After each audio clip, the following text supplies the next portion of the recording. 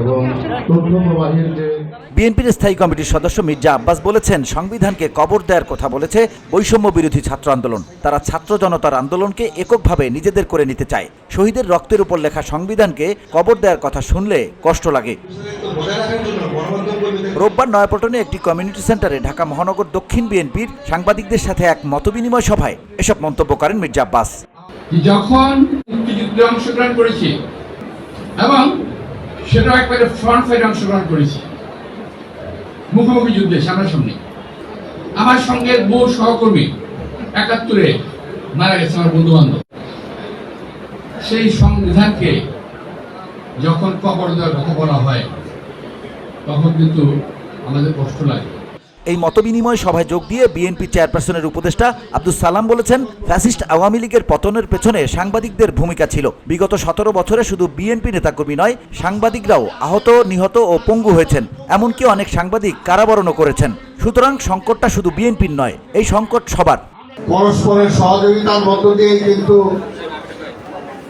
আজকে শেখ হাসিনাকে আমরা বিদায় করেছি। বিগত ১৭টা বছর শুধু আমাদের নেতারা জেলে গিয়েছে বা আমরা আহত হয়েছি, গুম হয়েছি সেটা না, আমাদের সাথে কাজ করতে গিয়ে আপনাদের সংবাদ কর্মীরাও জেলে গিয়েছেন, আহত হয়েছেন, অনেকে পঙ্গু হয়েছেন।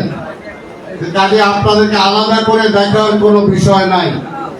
আওয়ামী লীগের প্রেতাত্মারা এখনও সচিবালয়ে আছে বলেও মন্তব্য করেন বিএনপি চেয়ারপারসনের এই উপদেষ্টা। তিনি বলেন, সচিবালয়ে আগুন লাগার ঘটনায় ফ্যাসিবাদের দোষরদের বিরুদ্ধে ব্যবস্থা না নিয়ে সাংবাদিকদের অ্যাক্রেডিটেশন কার্ড কেন বাতিল করা হলো? আওয়ামী লীগের প্রেতাত্মারা এখন পর্যন্ত সচিবালয়ে অবস্থান করছে বিভিন্ন দায়িত্বে। তাদেরকে না সরিয়ে সাংবাদিকরা যাতে সঠিক সংবাদ না নিতে পারে সেটা যেন তাদেরকে সেখান থেকে ঠেকানো হলো।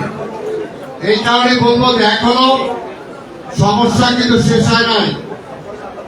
আমরা ফ্যাসিবাদের মাথাকে দূর করেছি, কিন্তু ফ্যাসিবাদের অন্যান্য যারা শেখ হাসিনাকে ফ্যাসিবাদ বানিয়েছে, ফ্যাসিস্ট বানিয়েছে, তারা কিন্তু এখন অবস্থান করছে। এ সময় সাংবাদিকদের উদ্দেশ্যে তিনি বলেন, সাংবাদিকতার পাশাপাশি হলুদ সাংবাদিকতাও রয়েছে। বিএনপি নেতাকর্মীদের বাড়িঘর আওয়ামী লীগ দখল করেছে, ব্যবসা বাণিজ্যও দখল করেছে। কিন্তু তারেক রহমানের নির্দেশ থাকায় দখল হওয়া বাড়িঘর এখনো দলটির নেতাকর্মীরা ফেরত পায়নি বলেও জানান আব্দুস সালাম। সাংবাদিক জগতে একটা ইয়েলো জার্নালিজমের কিন্তু জন্ম হয়েছে। সেটা হয়তো পেশাগত সাংবাদিকের বাইরেও আমরা বিভিন্ন আজকে সংবাদ মাধ্যম সৃষ্টি হয়েছে। যত কষ্ট বিএনপি করেছে ১৭ বছর, অনেকে অনেক কথা বলতে পারে, কিন্তু বিএনপি নেতা কর্মীদের বাড়িঘর আওয়ামী লীগ দখল করেছে, ব্যবসা প্রতিষ্ঠান দখল করেছে, চাকরি থেকে বিতাড়িত করেছে। আজকে সেই নেতা কর্মীদের তো অনেক খুব হওয়া উচিত ছিল, হওয়াটাই স্বাভাবিক। কিন্তু ৫ তারিখের পরে আমাদের নেতা তারেক রহমান নির্দেশ দেওয়ার পরে কেউ কিন্তু তার সেই দখল হওয়া যাওয়ার সম্পত্তিও কিন্তু অনেকে দখল করতে যান, পুনর্দখল করতে যান নাই। এ সময় তার বক্তব্যে উঠে আসে জাতীয় নির্বাচন প্রসঙ্গ। তিনি বলেন, জনগণের ম্যান্ডেট নিয়ে সরকার চলবে, এই সরকার জনগণের সরকার নয়। অন্যদিকে ফ্যাসিবাদ নতুন করে উত্থানের চেষ্টা চলছে মন্তব্য করে আব্দুস সালাম বলেন, এই সরকারকে দ্রুত একটা সুষ্ঠু নির্বাচন দিতে হবে।